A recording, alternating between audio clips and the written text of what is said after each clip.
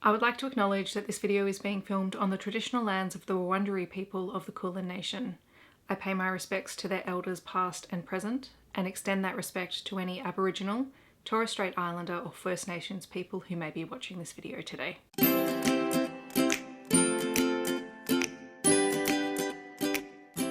Hi everyone, my name is Steph, this is a Novelty Corner and welcome back to my channel. Today I'm really excited because I have another picture book review, and this is for Phillip and Finnegan, The True Story of How Tiny Jumpers Saved Little Penguins by Sophie Cunningham and illustrated by Annel Tortop. This is a absolutely gorgeous picture book that was sent to me by Alan and Unwin, so thank you very much to them. And it is a really, really gorgeous picture book about a true event that happened in Australia in 2001. So a bit of context, in Victoria, where I live, the state, there is a little island called Phillip Island, and one of the main attractions is the little penguin or the fairy penguin parade that happens nightly down there. I haven't been for many, many years, but I have seen it a couple of times, and it is absolutely just heartwarming and stunning as all these tiny little penguins, so little penguins are the smallest penguins in the world, or the smallest species of penguins in the world, and they come into shore every night and you just see them walking across the beach. And so basically conservation efforts have been set up on Phillip Island to support this and to protect them, and also to allow people the opportunity to experience it without impacting the animals. In 2001 there was an oil spill and a lot of these penguins ended up coated in oil, and basically this meant that they couldn't clean themselves, and because they couldn't clean themselves they were cold and it prevented them from being able to swim properly, and it was, it was horrible. I remember this happening and I remember it being on the news. The penguins that did make it to shore were collected by relief efforts because every penguin had to be individually cleaned, and it was basically soap and detergent and things, but it took them a long time to clean each individual penguin. And of course the penguins themselves were trying to clean themselves by picking at their fur and ingesting the oil, which was not good for them as well. So they put a call out for people to make penguin jumpers, and the relief efforts used these jumpers. They put them on the penguins and it kept them warm, but it also prevented them from ingesting oil that would harm them. It was amazing to see the response to this call out for help. So Sophie Cunningham's book is really a response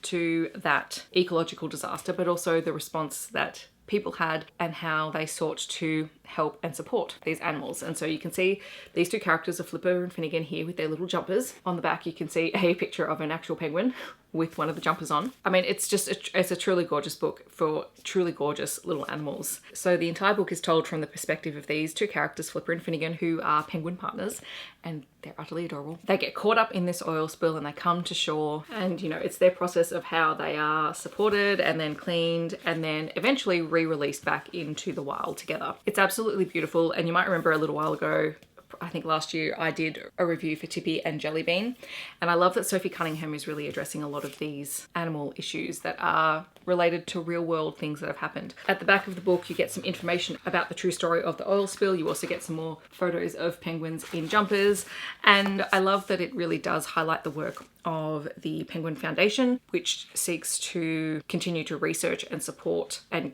care for these animals. And I was looking at their website, and you can actually symbolically adopt a penguin or a couple of other native Australian animals. That money then goes into research and caring for the animals as well, and I'm very, very tempted to do that, because there is the option to, symbolically name a penguin.